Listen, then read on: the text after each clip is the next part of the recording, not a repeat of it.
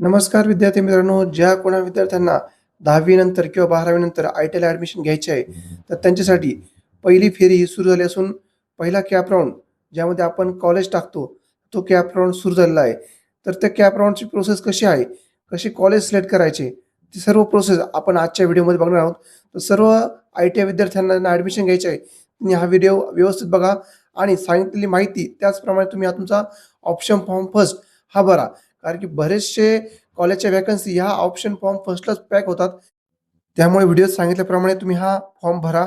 चला जास्त वेळ न घेता व्हिडिओला सुरुवात करूया. सर्वप्रथम तुम्हाला Googleवरती यायचं आहे. Googleवरती आय-टी-आय ॲडमिशन हे तुम्हाला टाईप करायचं आहे. आय-टी-आय ॲडमिशन टाईप केल्यानंतर तुम्हाला जी पहिलीच वेबसाईट येईल त्यावर तुम्हाला क्लिक करायचं आहे. तर पहिल्या वेबसाईटला क्लिक केल्यानंतर पुढे तुम्हाला काही वेळ प्रोसेसिंग घेईल आणि प्रोसेसिंग केल्यानंतर तुम्हाला आय-टी-आयचे जे ॲडमिशनचे डॅशबोर्ड आहे ते ओपन होणार आहेत. त्यात बघा तुम्हाला जर सर्व्हर जर तुमचं क्लिअर असेल, नेटवर्क इश्यू नसेल, तर हे लवकर प्रोसेस होईल. आणि जर तुमच्या सिस्टमला जर नेटवर्कचा इश्यू असेल, तर पेज ओपन व्हायला हा काही वेळ लागणार आहे. तर ॲडमिशन सुरू झाले त्यामुळं पेज सर्वजण ॲप्लाय करतामध्ये वेळ लागतोय. तर बघा कॅन्डिडेट लॉग इन, इथे न्यू रजिस्ट्रेशन आणि रजिस्टर कॅन्डिडेट लॉग इन. तर तुम्ही रजिस्टर नवीन करताल तर तुम्हाला नवीन रजिस्ट्रेशनवरती क्लिक करायचं आहे. तर मी तुम्हाला दाखवून देतो. मी ऑलरेडी रजिस्ट्रेशन केलेलं आहे. कारण मला आता ऑप्शन फॉर्म भरायचा आहे. पण नवीन रजिस्ट्रेशन मी नवीन लोक त्यांना दाखवतोय.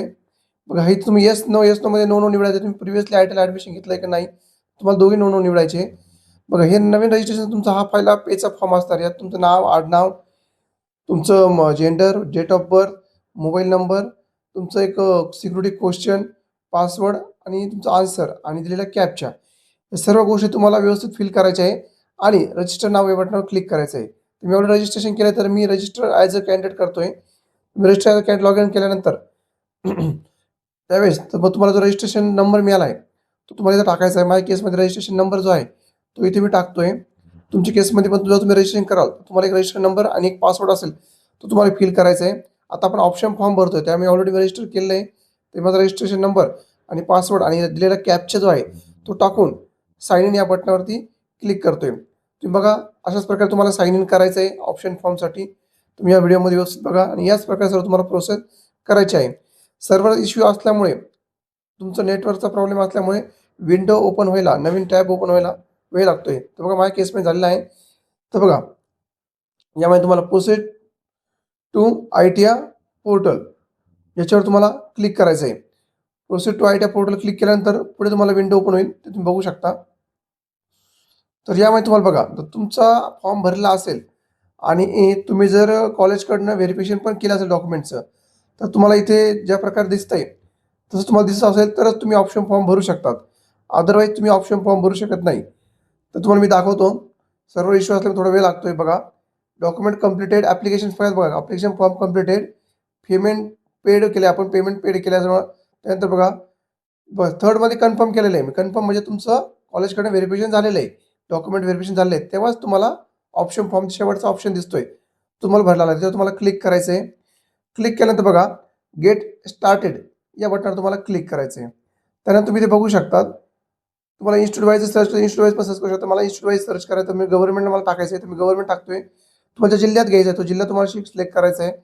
त्यानंतर तुम्हाला कोणत्या तालुक्यात घ्यायचं आहे, तो तालुका तुम्हाला सिलेक्ट करायचा आहे. तर माझ्या केसमध्ये माझा तालुका सिलेक्ट करतोय. तुम्ही या ठिकाणी बघू शकता. मी तालुका सिलेक्ट करतोय. तर बघा मी माझा तालुका सिलेक्ट केल्यानंतर इथं ऑलवरती पण तुम्ही सिलेक्ट करू शकता किंवा गव्हर्नमेंट कॉलेज निवडता गव्हर्नमेंट कॉलेज पण तुम्ही निवडू शकता. तर माझ्या केसमध्ये मला गव्हर्नमेंट कॉलेजला घ्यायचं आहे, तर मी गव्हर्नमेंट कॉलेज निवडणार आहे आणि सर्च करणार आहे. तर बघा खाली तुम्हाला कॉलेजचे संपूर्ण असलेले ट्रेड हे घ्यायचे आहेत. तर बघा तुम्ही सर्व ट्रेड पण घेऊ शकतात आणि जे तुम्हाला लागणारे ट्रेड ते पण घेऊ शकतात. तर माझ्या केसमध्ये जे माझ्या विद्यार्थ्यांना लागणारे ट्रेड आहेत तेच मी ते सिलेक्ट करतोय. लक्षात घ्या, जे रेटमध्ये दाखवले आहे, रेटमध्ये म्हणजे तुम्हाला गव्हर्नमेंटची पूर्ण फी भरायची आहे आणि जे विदाऊट रेटमध्ये ते बघा तुम्हाला दिलेलं आहे. NSQF जी फी आहे ती विदाऊट गव्हर्नमेंटची आहे आणि जे रेटमध्ये तुम्हाला लिहिलेलं आहे बघा, ते त्याची फी पण पुढे लिहिली आहे. 10,000, 15,000, 20,000. तर ही फी जर तुम्ही पेड करत असाल, तर तुम्हाला ते सिलेक्ट करायचं आहे. अदरवाईज तुम्हाला फक्त जे गव्हर्नमेंट दाखवलेलं आहे, म्हणजे नॉन पेएबल आहे ते. गव्हर्नमेंटकडनं तुमचा नंबर लागला, तुम्हाला फक्त त्याची जी काही फी असेल शिल्लक, ती भरावी लागते. तर तुम्हाला त्यावरती क्लिक करायचं. तर माझ्या केसमध्ये मी प्रायव्हेटमधून घेणार नाही आहे. मी गव्हर्नमेंट कोट्यातच ॲडमिशन घेणार आहे. तर फक्त मी गव्हर्नमेंट कोट्याचे ट्रेड सिलेक्ट करतोय.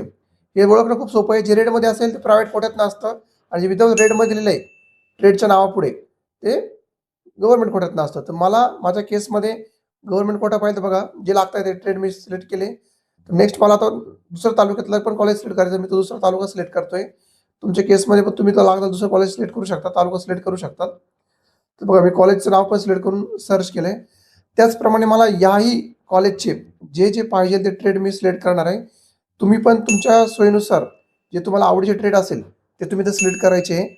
बघा माझं ह्याच्यात पण मी माझ्या कॅन्डिडेटचे ट्रेड सिलेक्ट केलेत आणि सेम ट्रेड सिलेक्ट केल्यानंतर जर तुम्हाला परत अजून दुसऱ्या कुठल्या कॉलेजला ॲडमिशन घ्यायचं असेल, तर पुन्हा सेम प्रोसेसमध्ये तुम्हाला वरती जायचं आहे आणि वरती गेल्यानंतर तुमचा तालुका परत चेंज करायचा आहे. तालुका असेल किंवा गाव असेल, तर तुम्हाला चेंज शक्यतो आपण इन्स्टिट्यूट आहे लेव्हलला घेतो, तर इन्स्टिट्यूट तुम्हाला तालुका चेंज करावा लागणार आहे. तर आता माझ्या बघा या केसमध्ये पण मला बरेच गव्हर्नमेंटचं कॉलेज असल्यामुळे बरेच ट्रेड आता ओपन झालेत. तर सावकाश वाईज तुम्ही एक विचार करून व्यवस्थित ट्रेड चॉईस करा आणि जे ट्रेड तुम्हाला वाटतंय की या ट्रेडमध्ये खरंच खूप करिअर चांगलं आहे किंवा स्कोप आहे. पुढे गव्हर्नमेंट सेक्टर असेल की स्वतःचा व्यवसाय तयार करा तुम्हाला. तर त्या व्यवसायासाठी कोणी ना तो तुम्हाला जो ट्रेड फायदेमंद असेल, तुम्ही नक्कीच तो घेऊ शकता. तर अशा प्रकारे मी बघा माझ्या जे कॅन्डिडेट आहे ते तसे मी ट्रेड इथे सिलेक्ट करतोय. तुम्ही तुमच्या केसमध्ये पण हे ट्रेड घेऊ शकता आणि व्यवस्थित फॉर्म भरू शकतात. तर बघा आता पुढचं मला अजून एक ठिकाणी टाकायचं आहे, तर मी अजून एक ट्रेड सिलेक्ट करतोय, सॉरी इन्स्टिट्यूट सिलेक्ट करतोय आणि त्या कॉलेजचं नाव सिलेक्ट करतोय मी. कुठल्या कॉलेजला आहे ते. तर मी त्या कॉलेजचं नाव सिलेक्ट तसं तुम्ही पण करू शकता. स्पेसिफिक कॉलेजचं नाव सिलेक्ट करू शकतात आणि त्याच कॉलेजचे तुम्ही ट्रेड पण सिलेक्ट करू शकतात. काही असं पण असतं की फक्त प्रायव्हेटच असतं. तुम्हाला ते नको असेल तर तुम्ही नाही पण करू शकत आणि जे गव्हर्नमेंट असतं गव्हर्नमेंटच करू शकतात. तर बघा या ठिकाणी आता मला माझ्या कॅन्डिडेटला हे अजून एक कॉलेज मी सिलेक्ट केलं आहे आणि त्यातले जे मला लागणारे कोर्सेस आहे, जे ट्रेड्स आहे, जे आता रनिंग आहे बुवा, त्याच्याने खरंच करिअर चांगली अपॉर्च्युनिटी आहे पुढे. तर मी ते सिलेक्ट करतोय आणि विशेष गोष्ट म्हणजे हे जे ट्रेड आपण निवडतोय, याला एक आपण म्हणू शकतो एक 10वीचं मेरिट पण महत्त्वाचं असतं किंवा टक्केवारी किती आहे, त्याच्यानुसार तुमचा हा नंबर लागत असतो. तर त्यामुळे निवडताना तुम्ही व्यवस्थित ट्रेड निवडा, जेणेकरून तुमचा ट्रेडला नंबर लागल्यानंतर तुम्हाला परत कॅन्सलेशनला हा इश्यू येतो. तसं मी तुम्हाला पुढे व्हिडिओमध्ये सांगेलच की किती कॉलेजमध्ये घ्याल्यानंतर का ॲडमिशन कन्फर्म होतोय. तर बघा, तर माझ्या केसमध्ये मी आता ट्रेड सर्व सिलेक्ट केले आहेत. तर तुमच्या ट्रेडमध्ये तुम्ही व्यवस्थित बघून घ्या आणि सिलेक्ट केलं झाल्यानंतर तुम्ही सेव्ह आणि कंटिन्यू या बटनवर तुम्हाला क्लिक करायचं आहे. तर माझे ट्रेड मी आता परत एकदा बघून घेतो कुठले ट्रेड राहिलेत काय कॉलेजचे. तुमच्या केसमध्ये पूर्ण ट्रेड चेक करून घेत चला आणि वाटतंय कन्फर्म ठीक आहे आपलं एवढेच ट्रेड पाहिजे. तर तुम्ही झाल्यानंतर सेव्ह आणि प्रोसेस या बटनावर तुम्हाला क्लिक करायचं आहे. तर बघा माझ्या केसमध्ये मी पूर्ण निवडले आहे तर सेव्ह आणि प्रोसेस करतोय. तर तुम्ही त्याचप्रमाणे करा. बघा आता तुम्हाला इथे महत्त्वाचं म्हणजे सिक्वेन्स लावायचा आहे. ज्या ठिकाणी तुम्हाला ॲडमिशन 100% घ्यायचं आहे, ज्या ट्रेडला घ्यायचं ज्या कॉलेजला घ्यायचं ते सर्व सिक्वेन्स तुम्हाला वरती लावावं लागेल. सपोज माझ्या केसमध्ये मला जे कॅन्डिडेटने सांगितल्याप्रमाणे की हेच मला कॉलेज पाहिजे भले त्यातले कुठले ट्रेड असो, तर मला ते घ्यायचे आहेत. तर मी त्याप्रमाणे सांगितल्याप्रमाणे वरती त्या कॉलेजचे ट्रेड लावले आहेत. सेकंड प्रेफरन्स सेकंड कॉलेजचा दिला आहे, थर्ड थर्डचा दिला आहे. पण लक्षात घ्या जर तुमचं फर्स्ट कॉलेजला जर ॲडमिशन लागतंय म्हणजे जो तो ट्रेड तुम्ही टाकता तुम्हाला ॲडमिशन घ्यावाच लागेल. लक्षात घ्या, ही गोष्ट बाब लक्षात घ्या. त्यामुळे पहिला जो ट्रेड तुम्ही टाकलाय तो लक्षात घ्या, व्यवस्थित टाकायचा आहे आणि अदरवाईज जे कुठले असेल, ते तुम्ही त्याला नेक्स्ट राउंडला पण चेंज करू शकतात. नेक्स्ट राउंडला तुम्ही कॅरी फॉरवर्ड होऊ शकतात. त्यात काही प्रॉब्लेम नाही आहे. जरी तुमचा नंबर लागला तरी पण. ओके. पण फर्स्ट असं कॉलेज टाका, तुम्हाला तिथं ॲडमिशन घ्यावंच लागेल. ओके. तर माझा सिक्वेन्स मी सिलेक्ट करून घेतला आहे. तुमच्या ह्याच्यात तुम्ही चेक करून घ्या आणि पुढे सेव्ह आणि कंटिन्यू या बटनावर तुम्हाला क्लिक करायचं आहे. तर बघा, इथं चेक करून घ्या. हे बघा सांगितल्याप्रमाणे सर्व तुमचे ट्रेड्स हे आलेले आहे आणि हे आल्यानंतर तुम्हाला एकदा कन्फर्म हे करा डिक्लेरेशन ॲप्लिकेशन बाय कन्फर्म करून तुम्हाला फॉर्म लॉक करायचा आहे. ऑप्शन फॉर्म लॉक करून त्याला येस करायचं आहे. एकदा येस केल्यानंतर तुम्ही बघा तुमचा फॉर्म हा लॉक झालेला आहे. म्हणजे तुमचा ऑप्शन फॉर्म हा सबमिट झालेला आहे. तर या ठिकाणी बघा तुम्ही त्या कॅन्डिडेटला असा फॉर्म तुमचा इथे तयार झालेला आहे. तुम्ही बघू शकता कॉलेजच्या प्रेफरन्स वाईज आणि ट्रेड वाईज हा फॉर्म तयार झाला आहे. त्याची प्रिंटआउट पण तुम्ही त्याला देऊ शकता. तर अशा प्रकारे तुम्ही हा तुमचा ऑप्शन फॉर्म फर्स्ट हा फिल करायचा आहे. जर कुठली काही तक्रार असेल तुम्हाला तर मला माझ्या कमेंट बॉक्समध्ये नक्की सांगा. जर हा व्हिडिओ तुम्हाला आवडला असेल तर नक्कीच आपल्या एक व्हिडिओला लाईक करून आणि चॅनलला सबस्क्राईब नक्कीच करा. चला भेटूया पुढील व्हिडिओमध्ये. तोपर्यंत जय हिंद, जय महाराष्ट्र.